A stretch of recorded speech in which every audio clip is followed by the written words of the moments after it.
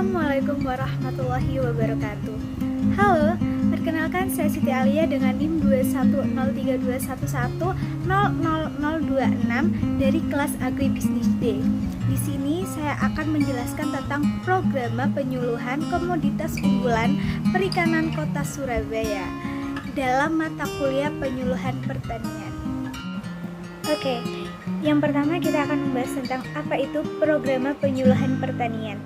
Program penyuluhan pertanian adalah rencana tentang kegiatan penyuluhan pertanian yang memadukan aspirasi petani dan nelayan dan masyarakat pertanian dengan potensi wilayah dan program pembangunan pertanian yang menggambarkan keadaan sekarang, tujuan yang ingin dicapai, permasalahan dan alternatif pemecahannya, serta cara mencapai tujuan yang disusun secara partisipatif, sistematis, dan tertulis setiap tahunnya.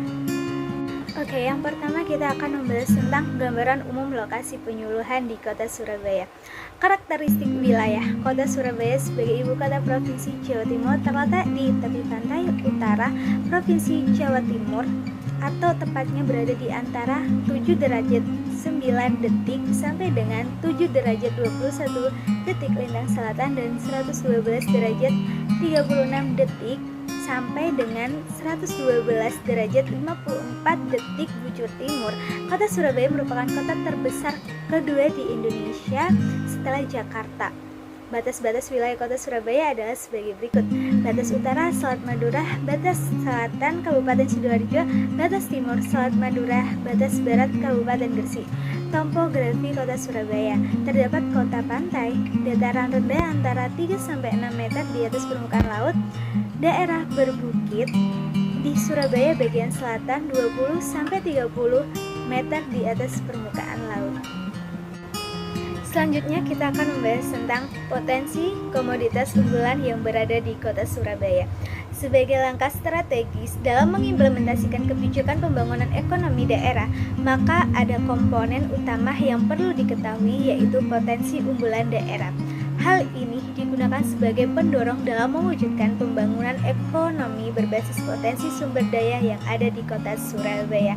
Salah satu potensi komoditas unggulan yaitu komoditas perikanan, karena Surabaya merupakan salah satu daerah dengan penduduk berprofesi sebagai nelayan yang cukup tinggi, terutama pada bagian Surabaya Utara, tepatnya pantai pesisir Kecamatan Kenjeran. Berdasarkan catatan profil perikanan Kota Surabaya tahun 2012 milik Dinas Pertanian Surabaya, bidang perikanan dan kelautan terdapat 2.226 orang penduduk yang berprofesi sebagai nelayan yang tersebar di 12 kecamatan. Di video tersebut menjelaskan bahwa masyarakat di pesisir Kenjeran yaitu sebagian besar adalah nelayan, dan contoh dari nelayan tersebut seperti video berikut ini.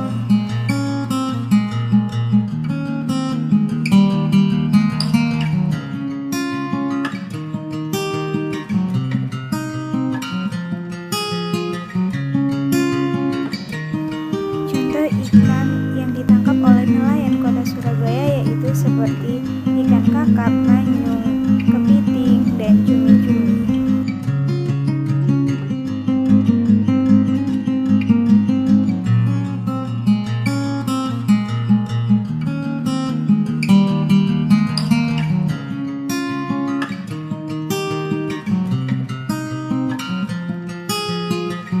Hasil tangkapan nelayan Kota Surabaya umumnya dipasarkan di pasar lokal. Oke, selanjutnya saya akan membahas tentang permasalahan terkait komoditas perikanan di Kota Surabaya. Permasalahan yang terjadi pada komoditas perikanan Kota Surabaya yaitu terletak pada alat-alat yang digunakan pada saat penangkapan ikan. Yang pertama, terdapat kegiatan penangkapan ikan dengan cara yang merusak atau destructive fishing. Yang kedua, pendapatan ikan warga nelayan yang berkurang sehingga hasil tangkapan nelayan sedikit. Yang ketiga, berkurangnya jumlah ikan ini juga merupakan akibat dari para pengusaha yang memiliki alat tangkapan yang telah mempergunakan kemajuan teknologi zaman. Yang keempat, rendahnya kualitas sumber daya manusia dan rendahnya mutu produk. Selanjutnya kita akan membahas tentang isu strategi. Apa sih yang dimaksud dengan isu strategi? Isu strategis merupakan kondisi atau hal-hal yang harus dipertimbangkan atau diusulkan dalam suatu rencana pembangunan daerah karena mempunyai implikasi yang signifikan bagi daerah yang bersifat penting, mendesak dan berjangka panjang, serta merupakan sebuah masa depan pemerintahan daerah. Isu strategis yang dimaksud adalah tantangan yang perlu diantisipasi, juga potensi sumber daya yang perlu dikembangkan untuk keberhasilan pencapaian cita-cita pembangunan daerah. Cara mengidentifikasinya yaitu melalui kebijakan dan kegiatan penyuluhan yang akan diselenggarakan. Kemudian cara tersebut dapat diwujudkan atau dilaksanakan oleh pemerintah Kota Surabaya atau penyuluhan terkait tentang komoditas perikanan.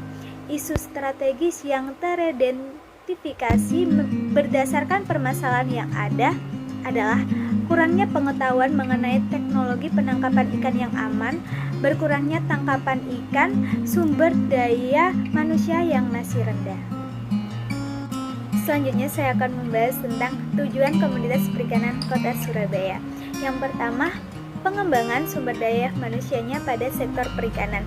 Yang kedua, memanfaatkan sumber daya kelautan perikanan secara optimal. Yang ketiga, meningkatkan mutu hasil perikanan. Yang keempat, meningkatkan pemanfaatan dan pengelolaan sumber daya alam yang akan dilaksanakan sesuai dengan peraturan pemerintah. Yang kelima, memberdayakan sosial ekonomi masyarakat kelautan perikanan pada masyarakat pesisir. Oke, selanjutnya yaitu cara mencapai tujuan. Program jangka panjang yang akan dilakukan jika penyuluhan ini berjalan dengan lancar adalah memberikan didikan yang lebih baik lagi serta memberikan materi penyuluhan yang disandingkan dengan praktek yang akan dilakukan oleh nelayan agar kedepannya nelayan bisa menciptakan perikanan yang berkualitas menggunakan alat tangkap yang aman. Materi yang diberikan yaitu penyuluhan tentang destructive fishing. Destructive fishing itu apa sih? Destructive fishing merupakan kegiatan penangkapan ikan dengan menggunakan alat tangkap yang dapat merusak sumber daya kelautan dan perikanan. Destructive fishing disebabkan oleh beberapa faktor.